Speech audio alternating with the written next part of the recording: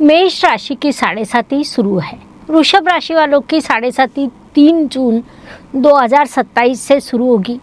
आज मैं आपसे एक ऐसा सवाल पूछती हूँ जिसका जवाब अगर आपको मिल गया तो हो सकता है आपके संघर्ष की एक अहम वजह आपके अपने घर में छिपी हो।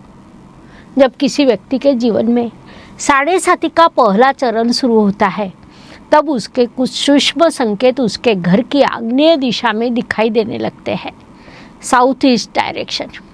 क्योंकि साढ़े साथी का अर्थ केवल संकट नहीं होता, साढ़े साथी अपने आप को नया रूप देने का समय होती है। और यदि सही समय पर सही बात समझ में आ जाए तो जीवन के संघर्षों की तीव्रता निश्चित रूप से कम की जा सकती है। इसीलिए वीडियो को अंत तक जरूर देखिए। अंत में आपको प्राप्त होंगे आसान 12 उपाय। नमस्कार, मैं हूँ एस्ट्रो गुरु डॉक्टर ज्योति जोशी।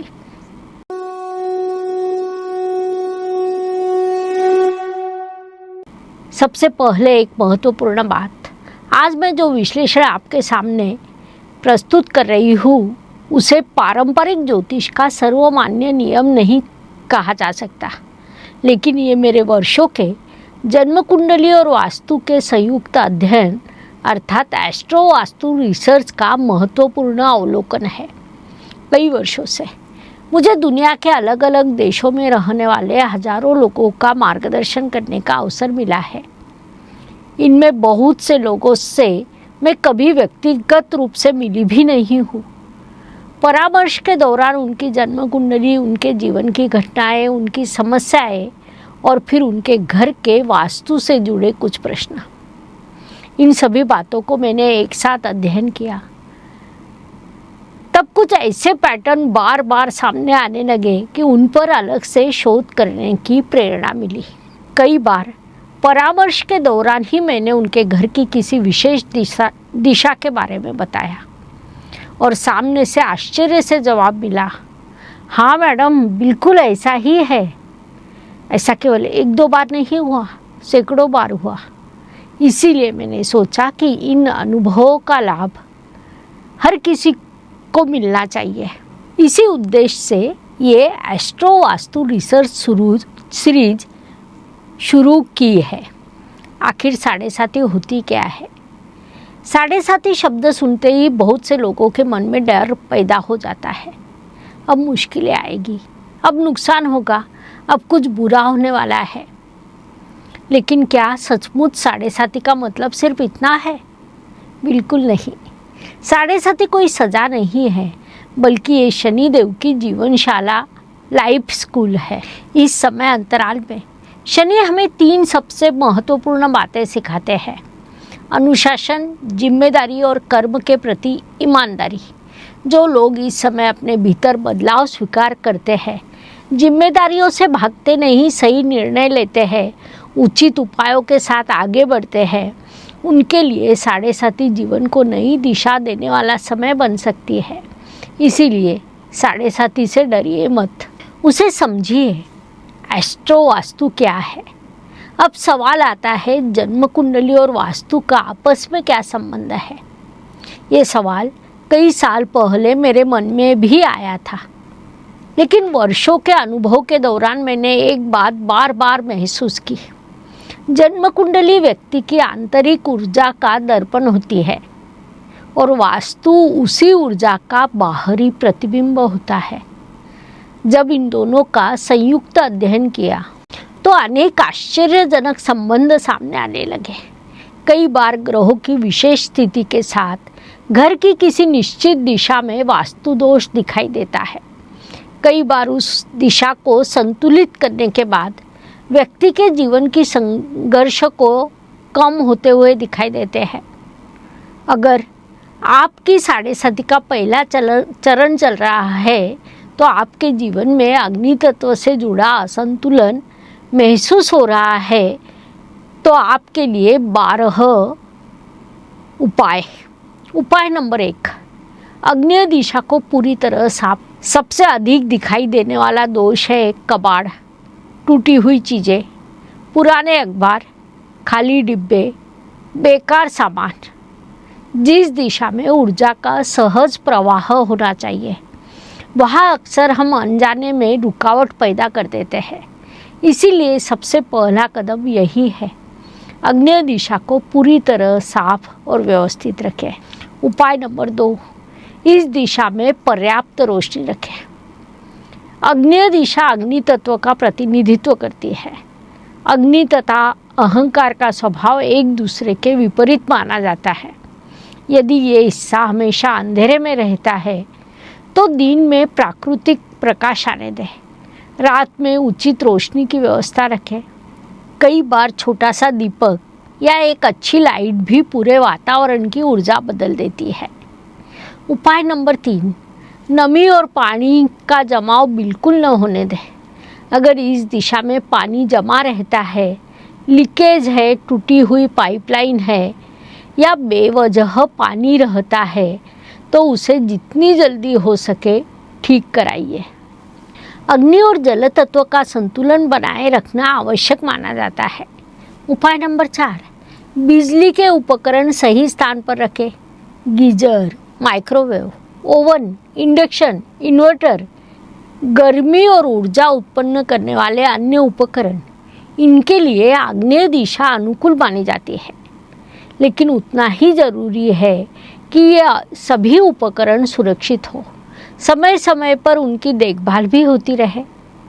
उपाय नंबर 5, गैस स्टोव और सिंक एक दूसरे से बिल्कुल सटे हुए न हो।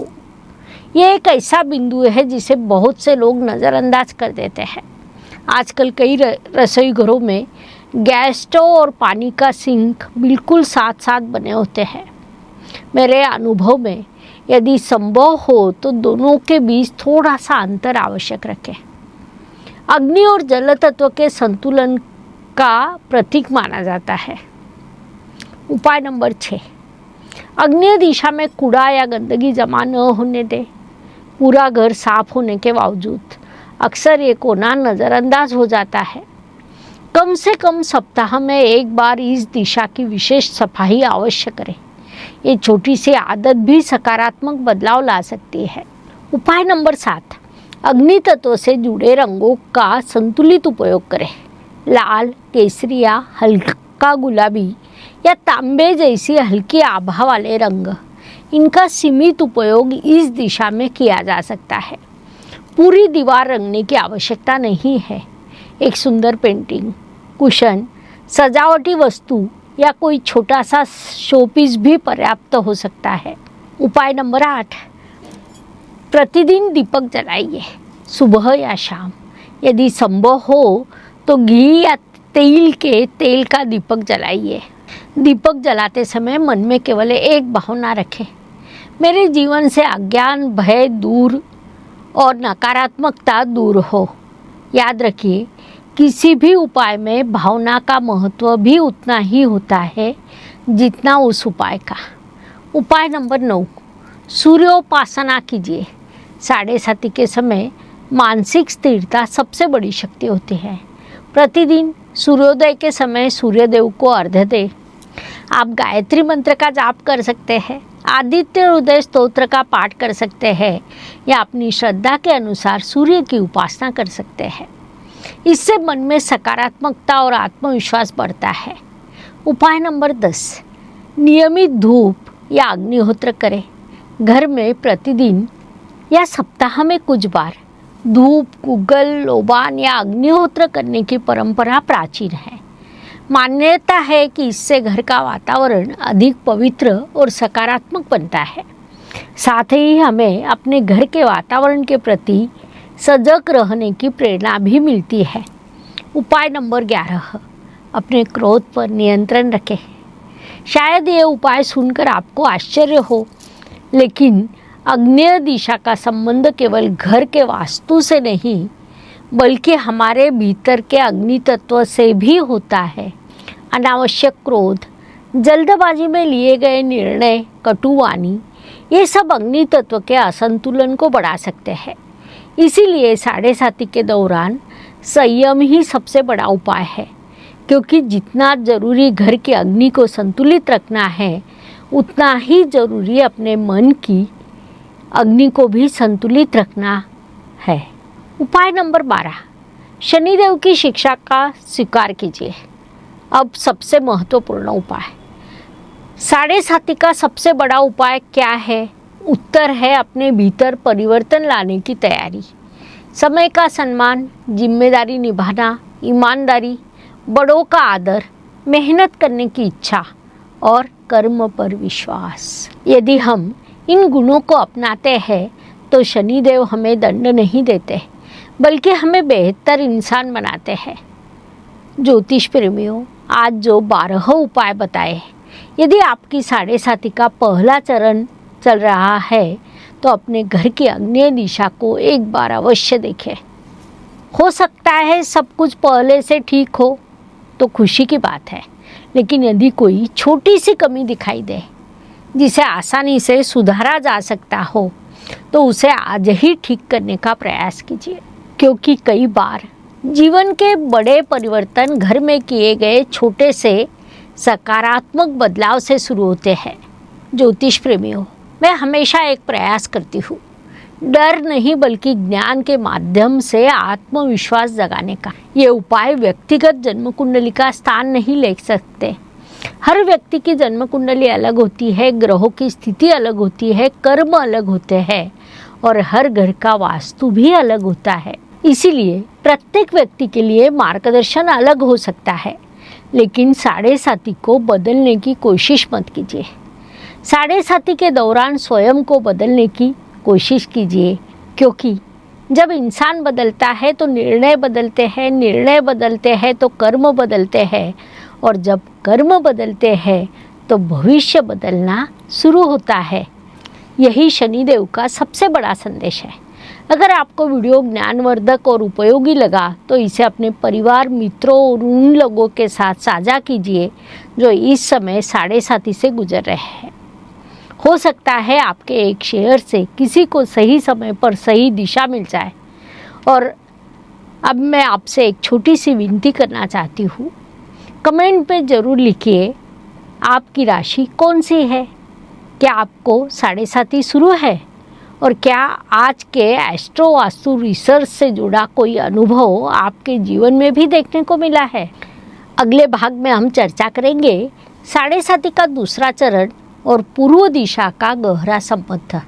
तब तक अपने घर में सकारात्मक ऊर्जा बनाए रखें, मन में श्रद्धा रखें, विचारों में विवेक रखिए और अपने कर्मों में ईमानदारी बनाए रखिए, क्योंकि ग्रह केवल दिशा दिखाते हैं, उस दिशा में चलना हमेशा हमारे अपने हाथ में होता है। फिर मिलेंगे, तब तक के लिए धन्यवाद। शुभम भवतु। जय ज्योतिष। ज्योतिष का अध्ययन तथा शास्त्र की शास्त्रीय तरीके से पढ़ाई करने के लिए मेरी 2 किताबें प्रकाशित हो चुकी है, उनका अवश्य लाभ लीजिए। Please like, share and subscribe the channel, और हाँ, बेल आइकॉन दबाना ना भूलें। धन्यवाद।